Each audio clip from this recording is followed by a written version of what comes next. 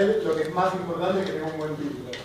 El título de la charla es Motivadores del Pago, una visión desde la teoría de los juegos. En realidad un poco cuando Rodri me convocó, que es lo que ignoró todo esto, me puse a pensar en de qué les podía hablar. Y quería hablarles de algo que tenga que ver con algunas cosas que me apasionan y mucho que tenga que ver con el laburo para que nos sirva a todos. Y bueno, y surgió este tema que es, compartiéndolo un poco con los chicos en la SUPU y pensando de qué les voy a hablar, Sol me ayudó mucho y llegamos a esto, a ver un enfoque nuevo de los motivadores de pago. Todos conocemos los motivadores de pago. Sabemos qué es. Les preguntaría, a ver, ¿quién me puede contestar? ¿Qué son los motivadores de pago? Los G13 son los que más han invitado a ustedes. Digamos, demuestra la voluntad del cliente. Claro, demuestra la voluntad del cliente, las acciones que hacen que un cliente quiera pagar. ¿Vieron que está abajo en el papelito?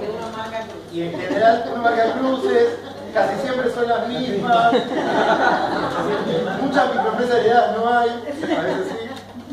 Pero en realidad es algo muy importante que tiene que ver con nuestro laburo y es algo que lo que puede hacer es aliviarnos mucho el laburo. Es decir, hacer mucho más fácil nuestro laburo y darnos más tiempo para generar mejores acciones comerciales, mejores acciones de riesgo y para potenciar nuestras carteras o para tener más tiempo libre para nuestra vida, para estar en nuestras casas con nuestras familias. ¿Qué es la teoría de los juegos? La teoría de los juegos es una disciplina de las ciencias matemáticas. La descubrió o la introdujo John Nash. ¿Alguno vio la película Una mente brillante? Sí. Saben que Nash termina loco. Acabo de arruinar la película a todos, pero bueno, no importa que es una cuestión de público conocimiento, que es que terminó enloqueciendo justamente porque tenía una mente brillante que imaginó algo que nadie más lo había pensado. Y lo que él desarrolló es una teoría con un equilibrio, que es un mundo muy complejo, pero a lo que llegaba es a encontrarle, a pensar en cómo era la información en el mundo. Un mundo en el cual las personas, y otro mundo de información asimétrica, ¿no es cierto? En este momento ustedes están sentados, yo me toca estar parado, estoy pensando un montón de cosas, cómo voy a seguir más adelante, pero ustedes no saben lo que yo estoy pensando. Y yo no sé lo que cada uno de ustedes están pensando. Yo estoy intentando que ustedes piensen que la charla es interesante, que aprendan algo, que les sirva, pero no sé lo que están pensando. Y ustedes no saben lo que estoy pensando yo. En realidad vivimos en un mundo donde todo es información asimétrica, donde nadie sabe o no podemos saber todo lo que pasa por las cabezas de todos los demás. Lo que hizo Nash, y una de las razones, yo no soy psiquiatra ni nada, pero que lo llevó a enloquecer un poco, fue que él trató de pensar cómo sería un mundo con información perfecta, donde yo sé todo y todos saben todo. Es decir, yo sé lo que Sol está pensando en este momento y Sol sabe lo que yo estoy pensando en este momento.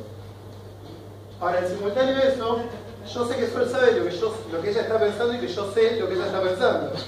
Entonces llevaba las combinaciones hasta el infinito. Todo esto es para dar un marco a qué es lo que estamos hablando, pero llevándolo un poco más a nuestro trabajo o a lo que es la teoría de los juegos y lo que pensó Nash, hay como dos escenas muy gráficas, son muy conocidas, que son el dilema de la compra de un auto y el dilema del prisionero. El de la compra de un auto, si alguno compró un auto alguna vez, levante la mano que compró un auto.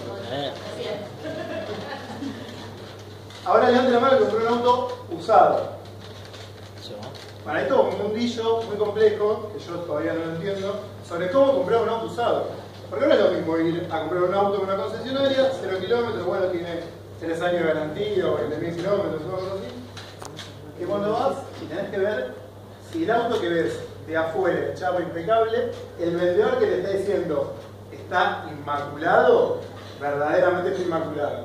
Entonces, el ejemplo perfecto es un ejemplo de lo más gráfico de lo que es información asimétrica.